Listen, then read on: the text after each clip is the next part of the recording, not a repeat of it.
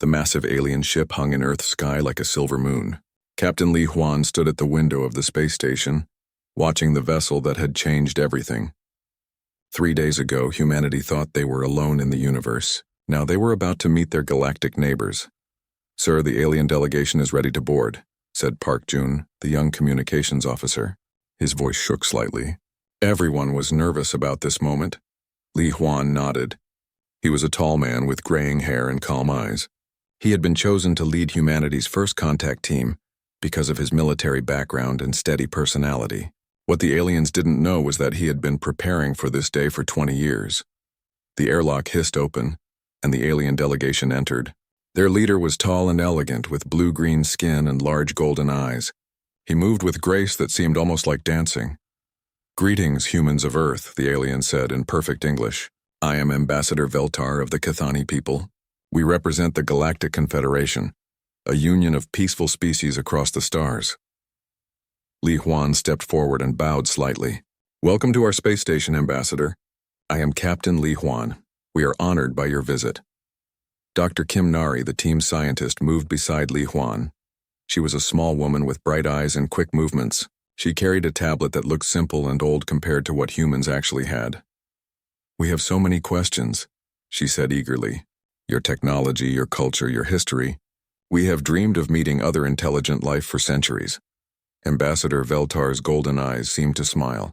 "Your enthusiasm is refreshing, Dr. Kim. Many species we encounter are fearful at first contact. Your people seem different." What Veltar didn't know was that humans had been listening to alien communications for 40 years. They knew about the Confederation, its members, and its first contact procedures. They knew that appearing too advanced or too aggressive would mark Earth as a threat. They also knew that seeming too primitive would make them slaves or subjects. The perfect balance was to appear eager but limited. Advanced enough to be useful but not advanced enough to be dangerous. "Please, let us show you our world," Li Huan said, gesturing toward the viewing area. As they walked through the station, Dr. Kim Nari pointed out various human technologies. She showed them computers that were actually 30 years behind what humans really used. She demonstrated weapons that were weak copies of humanity's true arsenal. She explained their space travel using engines that humans had replaced decades ago. "Fascinating," said Veltar. "Your development follows typical patterns. Most species reach this level of technology around the same time they achieve interstellar awareness." Another alien, a reptilian creature with silver scales, studied the human equipment carefully. "Their computational systems are quite basic," he noted. "But their biological sciences seem more advanced than expected." This was Regent Mortok, Veltar's military advisor. He examined everything with the eyes of someone looking for threats or advantages. Dr. Kim Nari smiled proudly. "We have always been curious about life in all its forms. Perhaps that is why we develop medicine and biology faster than physics or engineering." It was a careful lie. Humans had mastered physics and engineering far beyond what they were showing. But it was safer to appear strong in healing and weak in warfare. Park Jun brought up holographic displays showing Earth's cities, people, and culture. The images were real, but they carefully avoided showing humanity's most advanced technology. No plasma reactors, no quantum computers, no gravity manipulation devices. "Your cities are beautiful," Veltar observed, "very organic in design. Most species build in straight lines and perfect angles. Humans seem to prefer curves and natural shapes. We try to work with nature instead of against it," Li Huan explained. This was actually true. Human architecture had evolved to blend advanced technology with natural beauty. The tour continued for several hours. The aliens asked many questions, and the humans answered carefully. Every response was designed to show humanity as friendly, curious, and moderately capable. "We would be honored to join your confederation," Li Huan said as the tour ended. "We have much to learn from older, wiser species." Veltar's golden eyes brightened. "Your application will be reviewed by the Council. Based on what we have seen today, I believe Earth will be welcomed as a junior member. You will start with basic trade rights and cultural exchange programs." "Junior member?" Dr. Kim Nari asked, pretending not to understand. "New species always begin with limited responsibilities," Regent Mortok explained. "As you develop and prove your reliability, you gain greater roles in Confederation affairs. It is for everyone's safety." The humans nodded as if this made perfect sense. In reality, They found the system insulting but necessary for their plan. After the aliens left, the human team gathered in a secure room. The walls hummed with energy fields that blocked all electronic surveillance. Phase 1 complete, Li Huan said, settling into his chair. They think we're exactly what we want them to think. Park Jun pulled out a device that looked nothing like the primitive computers they had shown the aliens. I recorded all their scanning frequencies and communication protocols. Our real computers already broke their encryption. Dr. Kim Nari smiled. They have no idea that our basic medical scanners recorded their complete biological data. We now know more about Cathani physiology than they probably know about ours. The hard part starts now, Li Huan warned. We have to maintain this performance for months or years. One mistake and they'll realize we've been lying since the first hello. Why are we doing this again? Park Jun asked. We could probably defeat their entire confederation if we wanted to. Li Huan looked out at the stars. Because defeating them isn't the goal. The goal is joining them as equals, not as conquerors or gods. If they knew our real capabilities, they would either worship us or try to destroy us. Neither option helps humanity in the long run. Dr. Kim Nari nodded. We studied their history. Every time a powerful species revealed itself to weaker ones, it ended badly for someone. We're choosing a different path. The room fell silent as they considered the massive deception they were undertaking. It would require perfect acting from millions of humans. Every interaction with aliens had to maintain the illusion that humanity was exactly what they appeared to be. The council will vote in 2 weeks, Li Huan said finally. Then the real work begins. 6 months had passed since humanity joined the Galactic Confederation. Commander Choi Minho stood on the bridge of the mining ship Thunder Bay, watching his crew work the asteroid fields of the Kepler system. To any alien observer, they looked like hard-working but simple humans using basic technology to extract valuable minerals. The reality was very different. Commander, we finished processing Sector 7, reported engineer Oh Jinwoo. The quantum extractors pulled out twice as much platinum as our reports will show. Choi Minho nodded. The quantum extractors were hidden inside fake conventional mining equipment. They could process an entire asteroid in the time it took traditional methods to scratch the surface. But their official reports would show typical human struggle and modest results. Good work. Make sure the waste rock patterns look right for conventional mining. We can't have the aliens getting suspicious. On the surface, humanity had been given exactly what Ambassador Veltar promised. They were junior members with basic trade rights.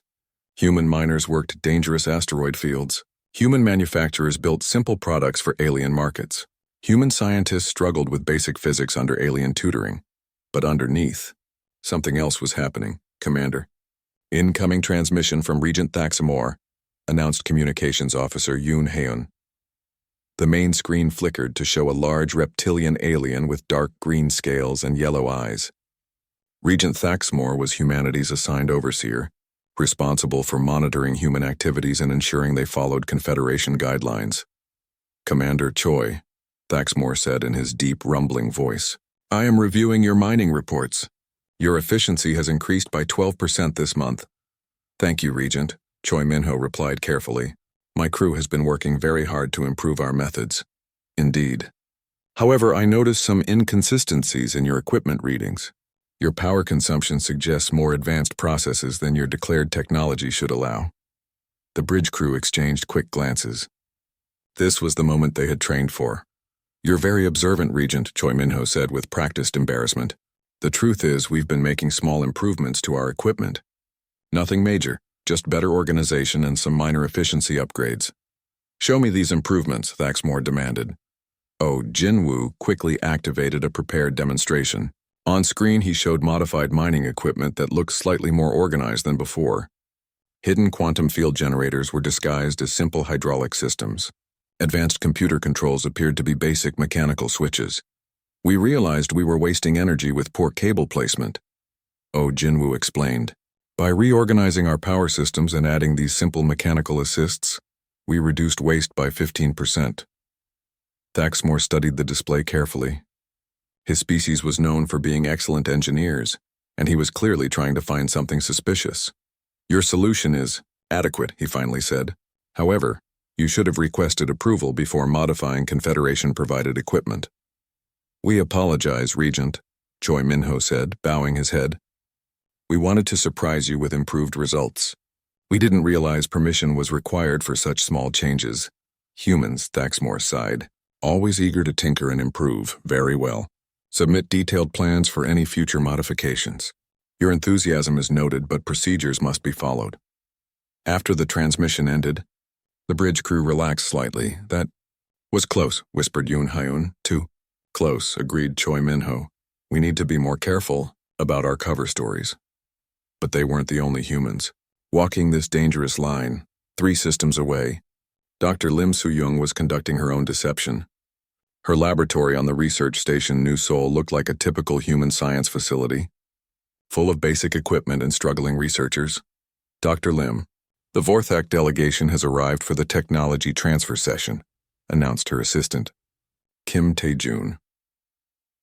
The Vorthaks were a highly advanced species known for their expertise in energy systems. They had graciously agreed to teach primitive humans the basics of plasma containment and fusion reactors. Wonderful, Dr. Lim said, hiding her amusement. I'm sure we have much to learn. The lead Vorthak scientist, Velkorin, entered the lab with the confident air of someone about to enlighten inferior beings. He was tall and thin, with pale blue skin and multiple arms that moved independently. Human Dr. Lim, he said formally. Today we will discuss basic plasma containment principles.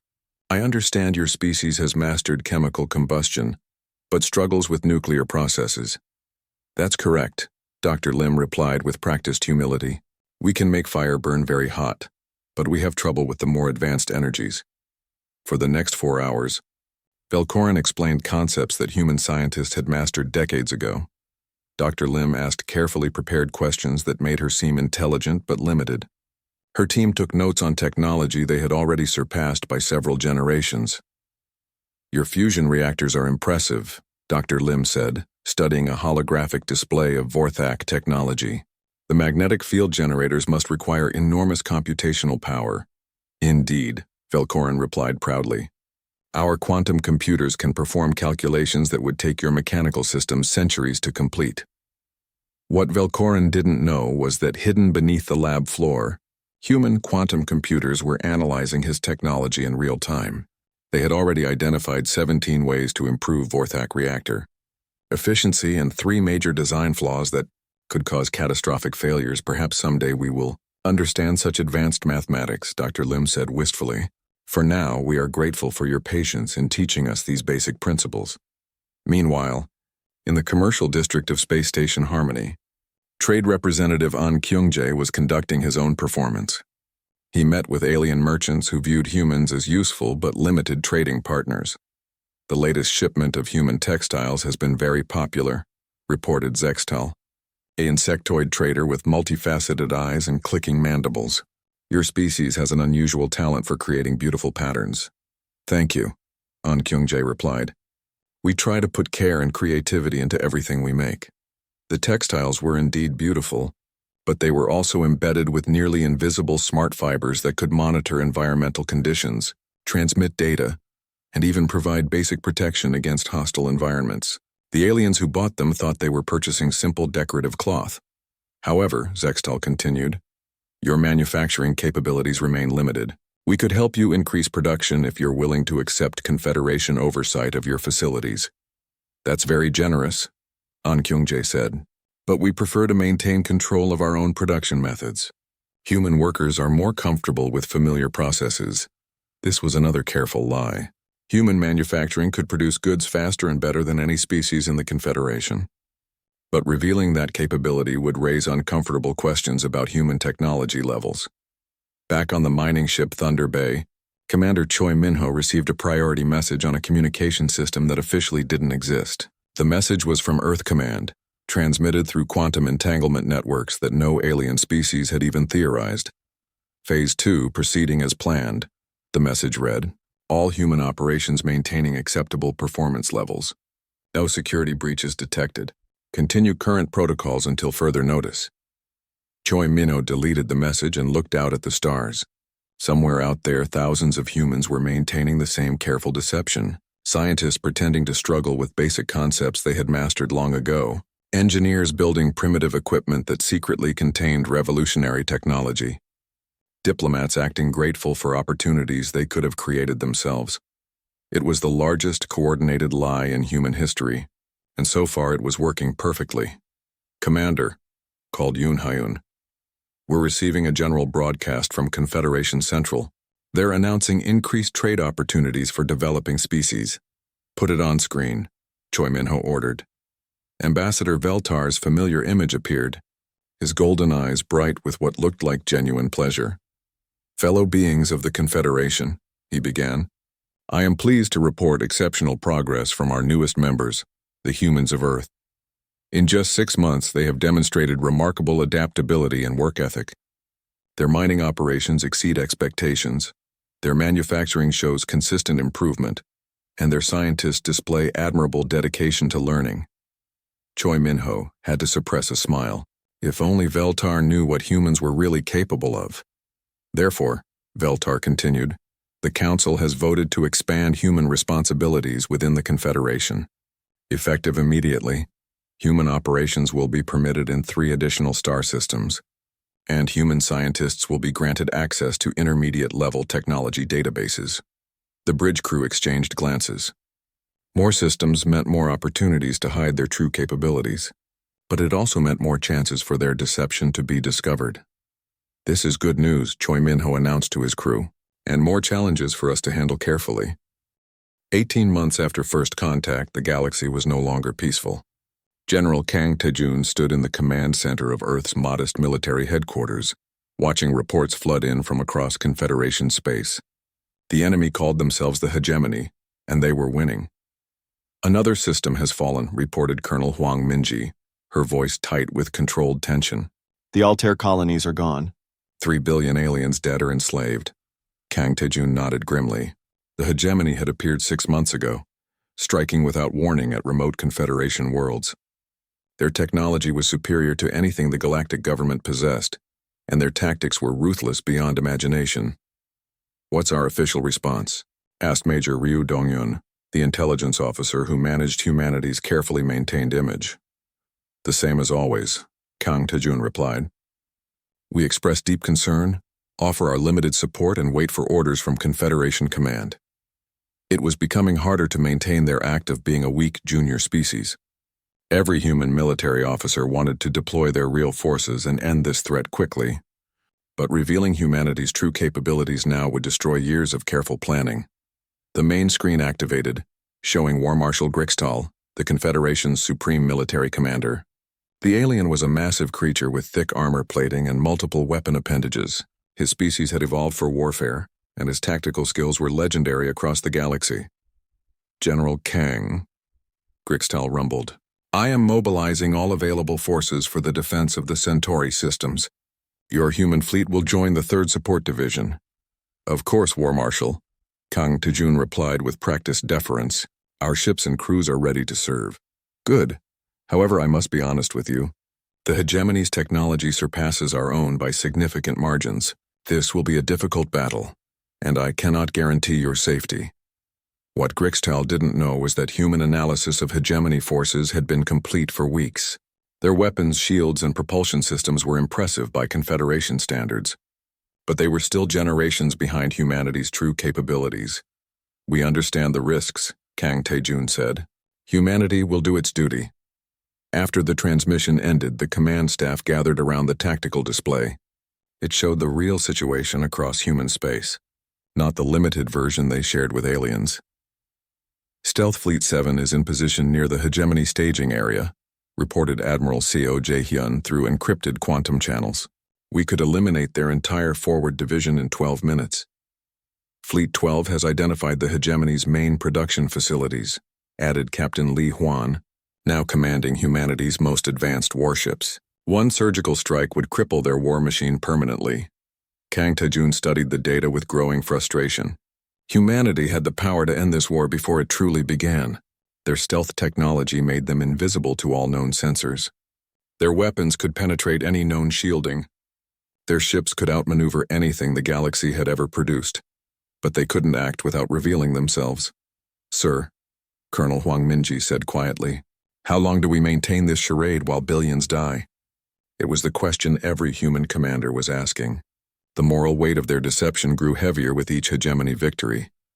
Until Earth Command decides otherwise, Kang Taejun replied firmly, "Our mission is clear. We integrate with galactic civilization as equals, not saviors or conquerors." 3 days later, the human fleet deployed to the Centauri system. 12 ships that looked outdated and barely functional joined hundreds of alien vessels preparing for battle. The contrast was deliberately stark. Pilot An Kyung-jae sat in the cockpit of his fighter, surrounded by controls that appeared primitive compared to alien technology.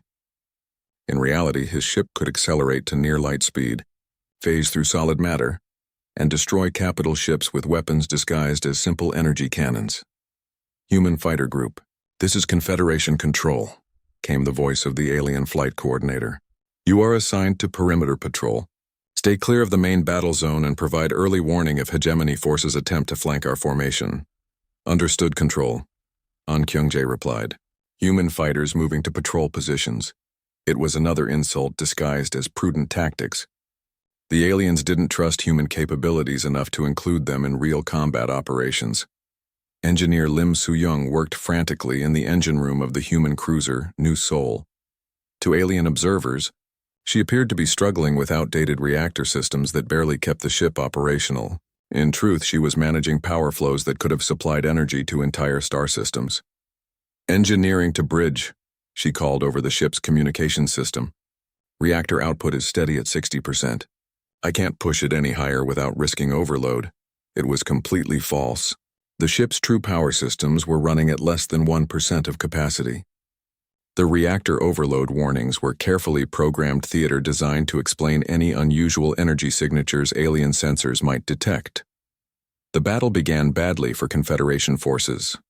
Hegemony ships emerged from hyperspace in perfect formation, their weapons already charged and targeting systems locked onto alien vessels. Within minutes, 3 Confederation cruisers exploded in brilliant flashes of plasma fire. "All units, evasive maneuvers," War Marshal Grikstal commanded. "Return fire at maximum intensity." The alien response was brave but futile. Their weapons struck hegemony shields and scattered harmlessly. Their ships, built for previous generations of warfare, moved like elderly giants compared to the swift hegemony fighters. Human ships performed exactly as expected from their apparent technology level. They fired weak energy beams that barely scratched enemy hulls. Their maneuvers were slow and predictable. Several took heavy damage and began broadcasting distress signals, but appearances were deceiving. Commander Park Jun, now captain of the destroyer Incheon, watched his tactical display with growing concern. Not concern for the battle, but concern for maintaining their cover story.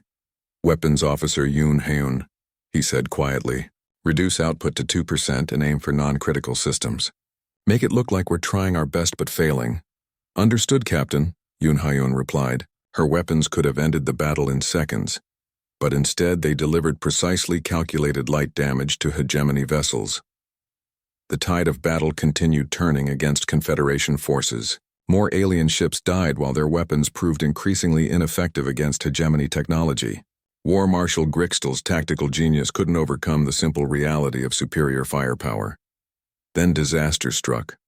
Hegemony battleship broke through the alien defensive line and targeted the command vessel, carrying War Marshal Grikstal himself. Its massive weapons charged for a killing blow that would decapitate Confederation military leadership.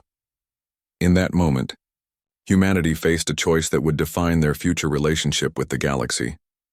Captain Li Huan made the decision that saved thousands of lives and nearly exposed humanity's greatest secret.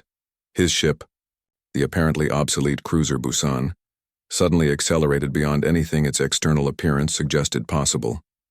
Moving faster than hegemony sensors could track, it interposed itself between the enemy battleship and the Confederation command vessel. The hegemony weapons fired with enough power to vaporize a small moon. But instead of destroying the human cruiser, the energy beam struck advanced shielding technology that absorbed and redirected the blast harmlessly into space. For a moment, the entire battle paused as both sides tried to process what they had witnessed. "Impossible," whispered hegemony commanders who thought they understood human limitations. "By the ancestors," breathed alien officers who had dismissed human capabilities. Captain Li Huan realized his mistake immediately. In saving War Marshal Grixtal, he had revealed technology that shouldn't exist according to humanity's carefully maintained image. All human vessels. Emergency Protocol 7. He transmitted on encrypted channels. Implement immediate damage control and begin withdrawal sequence. Within seconds, human ships began broadcasting false damage reports and limping away from the battle zone. Their withdrawal looked like a desperate retreat by vessels that had been pushed beyond their limits. The hegemony forces, confused by unexpected resistance from supposedly primitive humans, hesitated long enough for Confederation forces to regroup and continue the fight. Later, as both fleets disengaged and counted their losses, War Marshal Grixtal requested a private communication with the human fleet commander.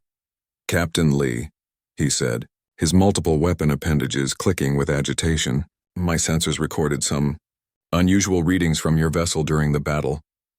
Your ship's performance exceeded all known parameters for human technology."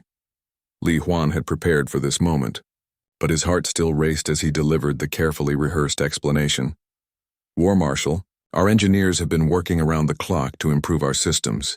The modifications we made were experimental and extremely dangerous. We nearly lost the ship trying to save yours." "Experimental modifications," Grixtal repeated slowly. "What kind of modifications?"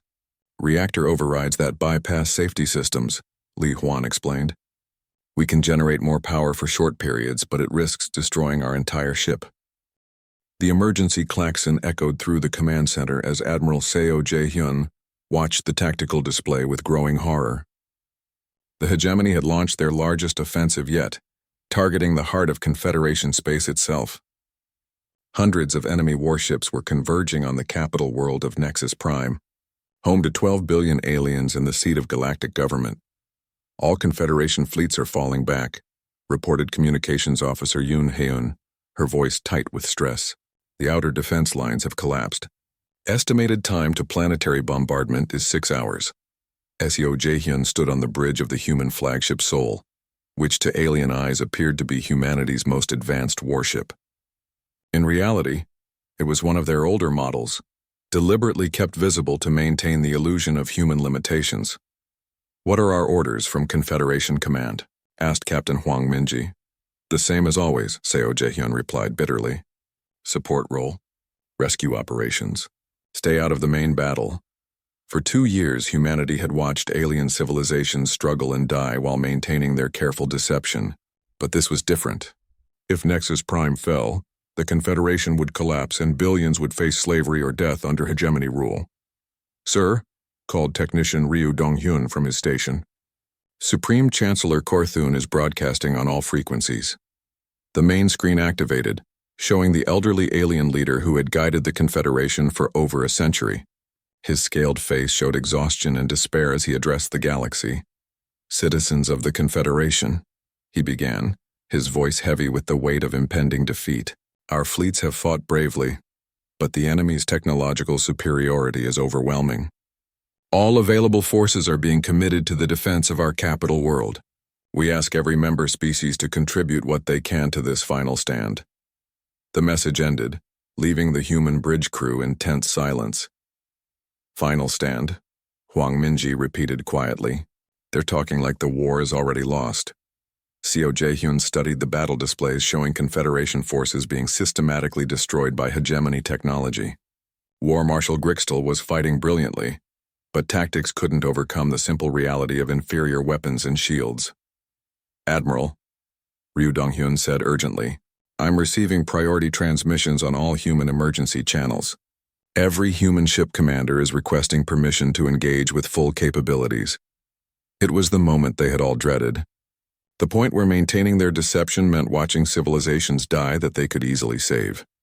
"What are Earth Command's orders?" Seo Jae-hyun asked, though he dreaded the answer. "Maintain operational security at all costs," Ryu Dong-hyun read from the encrypted message. "Do not reveal true capabilities under any circumstances.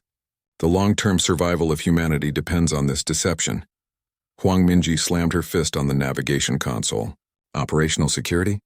There won't be a Confederation left to deceive if we don't act." "Sir," called pilot An Kyungjae from his fighter bay, "my squadron is ready for deployment. Just give us the word and we'll show these hegemony ships what humans can really do." "CO," Jaehyun closed his eyes and made the hardest decision of his military career. All human vessels will proceed to Nexus Prime and take assigned support positions, he announced. We will maintain current operational parameters and assist with refugee evacuation. The silence that followed was deafening.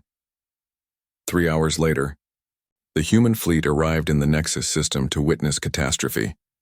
Hegemony forces had broken through the outer defenses and were systematically destroying Confederation ships. Alien crews fought with desperate courage, but their weapons barely scratched enemy hulls while hegemony fire cut through their shields like paper. Human fleet. This is War Marshal Grixtal, came the transmission from the battered Confederation flagship. Deploy to Coordinate 77 Alpha and begin civilian evacuation. Do not attempt to engage enemy forces directly. Understood, War Marshal, Seo Jae-hyun replied, hating every word. Human fleet moving to evacuation positions. But as they moved toward the refugee ships fleeing Nexus Prime, disaster struck. A group of hegemony fighters broke away from the main battle and began hunting the helpless civilian vessels. Their weapons tore through unarmored passenger ships, killing thousands with each blast. Admiral, Hwang Minji called out in horror. They're targeting refugee ships. Civilians! On the tactical display, Seo Jae-hyun watched as another passenger vessel exploded, taking 10,000 alien families with it. Children, elderly, non-combatants who had never posed a threat to anyone. Sir, we have to do something. An Kyung-jae's voice crackled over the communication system. I can stop them. Maintain position, Seo Jae-hyun ordered, but his voice was breaking. Another refugee ship died, then another. The communication channel suddenly filled with desperate alien voices. This is Transport Vessel Hope's Light. We're carrying 12,000 civilians, requesting immediate assistance. Mayday, mayday. This is Medical Ship Healing Dawn. We have wounded from 17 worlds on board. Someone please help us. Any Confederation vessel, please respond. They're killing children. Someone help us. Admiral Seo Jae-hyun watched the slaughter continue for exactly 37 seconds. Then he made the decision that would change humanity's place in the galaxy forever. All human vessels, he transmitted on open channels. Emergency Protocol 0. Full authorization granted. Protect the civilians. Across the human fleet, ships that had pretended to be primitive for 2 years suddenly revealed their true nature. The destroyer Busan dropped its power limitations and accelerated to speeds that should have been impossible. Captain Park Jun's vessel reached the first group of hegemony fighters in seconds, not minutes. Weapons free, he announced to his crew. Show them what human engineering can really do. The Busan's main cannon fired a single pulse that cut through 6 hegemony fighters like they were made of paper. Energy beams that had been carefully weakened for 2 years suddenly operated at full power, vaporizing enemy ships that had seemed invulnerable. Pilot An Kyung-jae's fighter squadron emerged from their launch bays moving faster than light itself, using short-range quantum jumps that alien physicists considered impossible. In the space of heartbeats, they had destroyed an entire hegemony attack wing. What is happening? War Marshal Grixtal's voice echoed across all communication channels. Human vessels are... How are they moving that fast? Captain Hwang Minji's cruiser New Soul revealed shield technology that absorbed hegemony fire and converted it to additional power. Her weapon systems, hidden inside crude-looking outer shells, fired with precision that eliminated enemy ships without damaging nearby civilian vessels. This is impossible, transmitted a hegemony commander, his voice filled with confusion. Human technology readings were confirmed as primitive. How are they doing this? Admiral Seo Jae-hyun's flagship Seoul began the most dramatic transformation of all. Hidden armor plating extended from concealed compartments. Weapon systems emerged from camouflaged housings. The ship that had appeared obsolete suddenly looked like something from a century in the future. All human vessels, implement Revelation Protocol, Seo Jae-hyun commanded. Drop all limitations. Full combat effectiveness authorized. The change was instantaneous and terrifying. Human ships that had struggled with basic maneuvers suddenly moved like living things. Their weapons, which had barely scratched enemy hulls for 2 years, began cutting through hegemony vessels like hot knives through butter. Engineer Lim Soo-young's voice echoed from the Seoul's engineering bay. Admiral, all power systems online. Reactor output at 100%. We have enough energy to power this entire star system. Then let's use it, Seo Jae-hyun replied grimly. The battle turned in minutes. Hegemony forces that had dominated every engagement for months suddenly found themselves outmatched by technology they couldn't understand. Human vessels moved through space like they owned it. Their weapons spoke with voices that silenced enemy fire, and their shields turned the most powerful attacks into light shows. Retreat. The Hegemony Fleet Commander's transmission was picked up by every ship in the system. All units withdraw immediately. The humans are not what they seem. But it was too late for retreat. Human forces had surrounded the Hegemony fleet using tactical movements impossible for conventional technology. In less than 20 minutes, an enemy force that had terrorized the galaxy was reduced to scattered debris. The silence that followed was profound. Human fleet. "This is Supreme Chancellor Korthun," came the transmission from Nexus Prime. We need to talk." Admiral Seo Jae-hyun looked around his bridge at the crew that had maintained the greatest deception in galactic history. They had saved millions of lives, but they had also revealed that humanity had been lying since first contact. "All human vessels, stand down to normal operations," he commanded. "Prepare for full diplomatic contact." As the human fleet powered down their revealed weapons and folded their hidden armor back into concealment, the magnitude of what had just happened began to sink in. Every alien species in the galaxy now knew that humanity was not the primitive junior member they had pretended to be. "Sir," Technician Ryu Donghyun said quietly, "we're receiving thousands of transmissions from alien vessels. They all want to know the same thing." "What's that?" Seo Jae-hyun asked. The Great Assembly Hall of Nexus Prime had never hosted a gathering like this one. Representatives from every species in the Confederation filled the vast chamber, their voices creating a symphony of confusion, fear, and anticipation. At the center of it all stood President Moon Jisoo of Earth, waiting to reveal the truth that would reshape galactic civilization. Dr. Baek Hyunwoo sat in the human delegation section, watching alien faces display emotions ranging from curiosity to terror. As Earth's chief scientist, he had helped plan humanity's deception from the beginning. Now he would help explain why it had been necessary. "Honored beings of the Galactic Confederation," President Moon Jisoo began, her calm voice carrying clearly through the chamber's translation systems. "I stand before you today to offer the truth that humanity has hidden for over 2 years. Supreme Chancellor Korthun, his ancient scales showing the stress of recent events, leaned forward in his seat. President Moon, the entire galaxy witnessed impossible feats from human vessels 3 days ago. We demand explanations." Ambassador Jung Yerim, humanity's new chief diplomat, activated a holographic display that filled the center of the assembly hall. The images showed Earth as it truly was, not the carefully edited version aliens had been shown during first contact. Cities that reached into the clouds powered by energy sources beyond alien understanding. Ships that moved between stars using technology that bent space itself. Factories that created materials by manipulating matter at the atomic level. "This is Earth," President Moon Jisoo announced. "Our real Earth." The silence in the hall was absolute. Ambassador Veltar, the Cathani diplomat who had conducted humanity's first contact, rose from his seat with trembling legs. This is impossible. Our scans showed primitive technology, basic space travel, simple energy production. Your scans showed exactly what we wanted them to show, Dr. Baek Hyunwoo said, standing to address the assembly.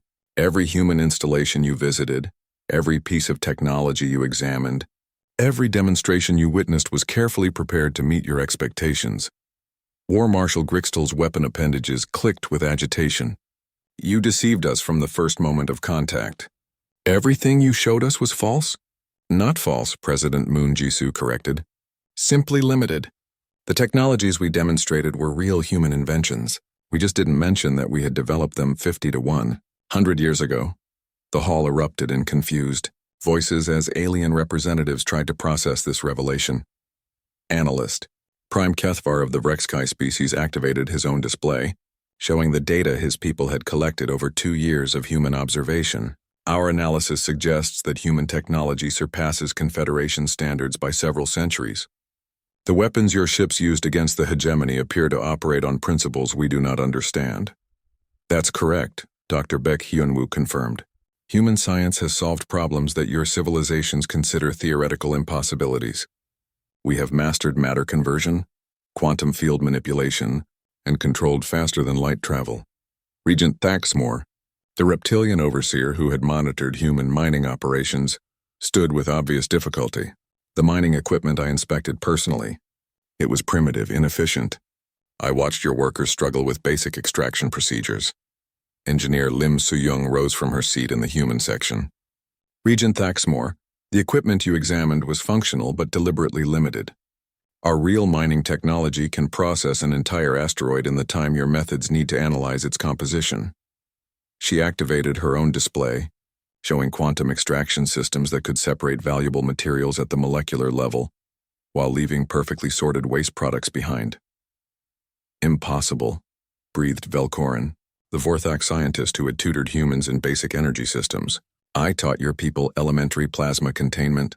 They struggled with concepts my students learn in their first year. Dr. Lim Soo-young smiled sadly. Dr. Velkorin, your plasma containment technology is elegant and functional. It's also similar to systems human students build as science fair projects. Our actual power generation uses controlled fusion in quantum containment fields that produce energy outputs your people consider physically impossible. The display showed human power plants that generated more energy than entire alien star systems, all contained in structures smaller than traditional Confederation facilities. But why? Supreme Chancellor Korthun's voice cracked with age and emotion. Why this elaborate deception? If your technology is so advanced, why pretend to be primitive? President Moon Jisoo walked to the center of the chamber, her expression grave. Because we studied your histories. All of your histories. The display changed to show records from across Confederation space. Wars between technologically superior and inferior species. Genocides committed in the name of progress. Civilizations enslaved or destroyed when they encountered beings more advanced than themselves. Every time in galactic history, when a powerful species revealed itself to weaker ones, the result was catastrophe, President Moon Jisoo explained. The strong either dominated the weak through force or the weak united to destroy the strong through fear. Ambassador Jung Yarim continued the explanation. We faced a choice when we detected your approach to our solar system.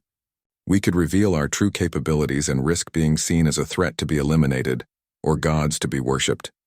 Neither option would allow us to join galactic civilization as equals. So you chose deception, War Marshal Grixtal said, his tone unreadable. We chose patience, Dr. Baek Hyunwoo corrected.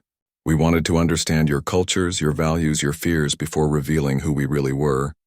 We wanted to prove that humans could be trusted with power. Trade Representative Oh Jinwoo stood to address the economic implications. Every trade agreement we signed was designed to benefit all parties fairly. We could have monopolized galactic commerce with our technology, but instead we chose to participate at levels that maintained market stability. The mining operations I supervised, Regent Thaxmore said slowly, you were deliberately limiting your output to avoid disrupting established trade relationships. Exactly, Oh Jinwoo confirmed. Human economic policy was designed to lift up all species gradually, rather than replace existing systems with our superior technology. The implications were staggering. Every alien in the chamber was beginning to understand that humanity had been protecting them from the destabilizing effects of technological revelation.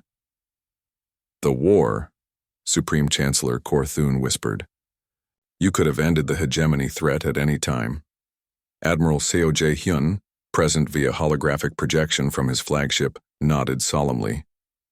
Human forces could have eliminated the hegemony within days of their first attack. Our stealth fleets were positioned throughout their territory before they launched their war. We knew their capabilities, their plans, their weaknesses. Then why did you let billions die? The question came from Ambassador Krintal of the Zephyrian species, whose homeworld had been one of the first hegemony targets. The hall fell silent as the weight of that accusation settled over the human delegation. President, Moon Jisoo closed her eyes for a moment before answering. Because we believed that revealing our military capabilities would be more destructive to galactic civilization than the hegemony war itself. We were wrong. The simple admission sent shockwaves through the assembled representatives. We calculated that maintaining our deception was worth the cost in alien lives, Dr. Baek Hyunwoo added, his voice heavy with regret. We believed that revealing human military technology would lead to an arms race that would destroy galactic peace for generations. Our Projections showed that knowledge of human weapons would cause every species to either demand our protection or unite to acquire similar capabilities. Ambassador Jung Yerim explained, "We feared that would lead to conflicts far worse than the hegemony war." War Marshal Grixtal's weapon appendages moved in patterns that indicated deep thought. "Your tactical analysis may have been correct. If we had known that such weapons existed, many species would have sought to obtain them by any means necessary.